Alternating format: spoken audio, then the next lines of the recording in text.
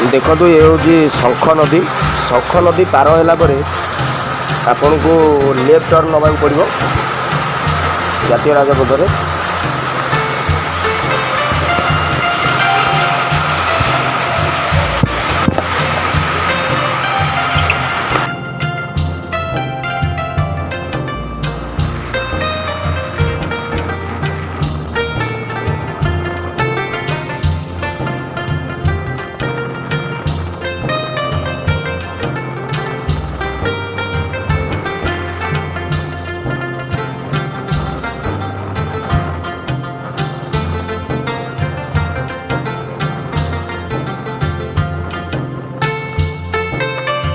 देखो ये हूँ वेदव्यास प्रथम गेट वेदव्यास पीठ को जावाक चलतु बर्तमान आम वेदव्यास पीठ पाखापाखि हो गले।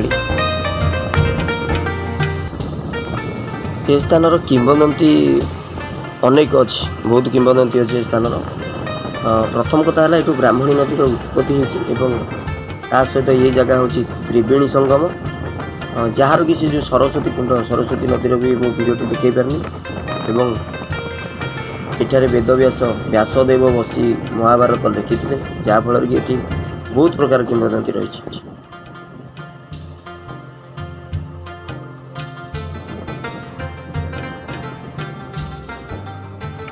देखो ये हूँ वेदव्यास स्वर्गद्वार। वेदव्यास मंदिर जीवा पूर्व प्रथम डाहाण पटे स्वर्गद्वार अच्छी तापर वेदव्यास गुंफा एवं मंदिर अच्छी। गोटे बढ़िया कविता लिखाई जोटा कि निराट सत्य रही नहीं कहीं रहिबे नाहींटी ए भवरंग भूमि तले सर्वे निज निज अभिनय सारी बाहुड़े काल बड़े बढ़िया सुंदर भाव में लिखा जाए।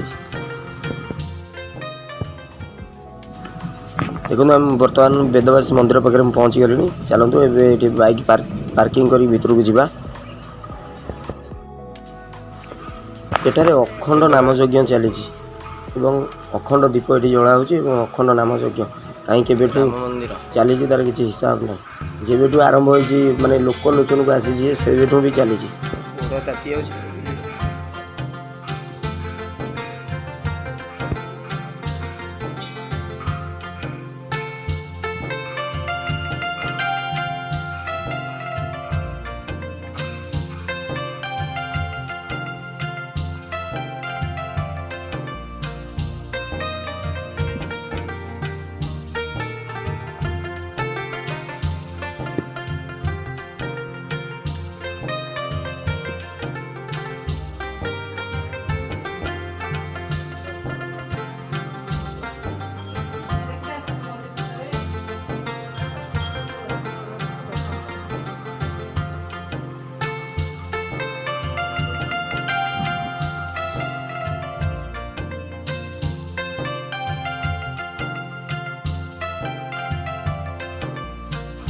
देखो ये हूँ से स्थान जो स्थान कि व्यासमुनि महाभारत लिखी चलते आम बर्तमान से गुंफा को जावा। देखो यहीठारे व्यासदेव महाभारत रचना करते।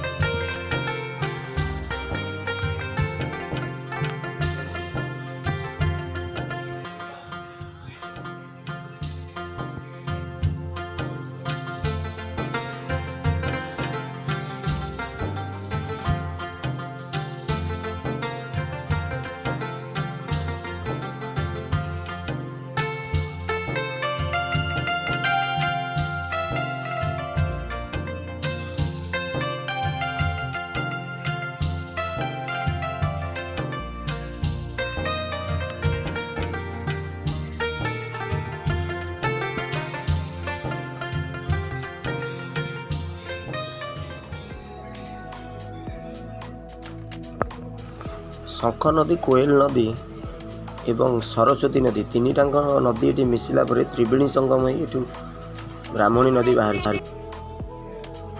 देखु पराशर राजा जितेबाला उत्तर दक्षिण दिग को गले ज्ञानर प्रचार प्रसार करने लगी सेतेबेले से ये नदी घाट पार होला पर गोटे दीवर कन्या को बाहा होते जेहेतु पराशर ब्राह्मण थे ये तीन नदीर संगम ସ୍ଥଳ थिला तेणुकरी से दिन ठारू यही नदीर नाम ब्राह्मणी होती जहाँफल कि 3टी नदीर मिश्रण ये ब्राह्मणी नदी सृष्टि होती।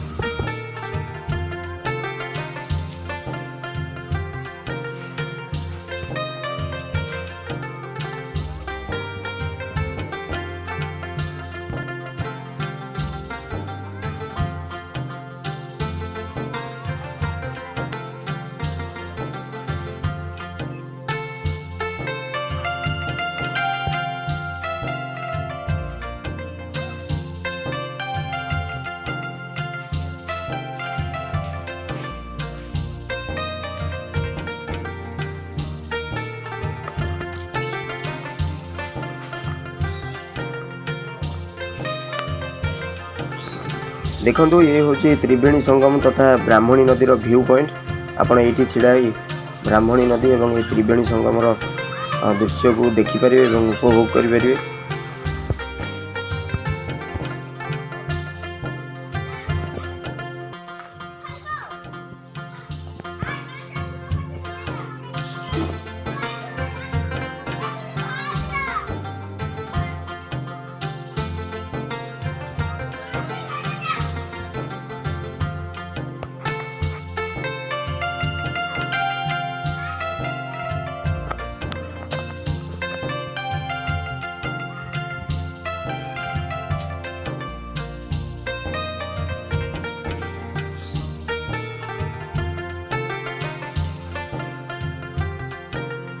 चंद्रशेखर मंदिर।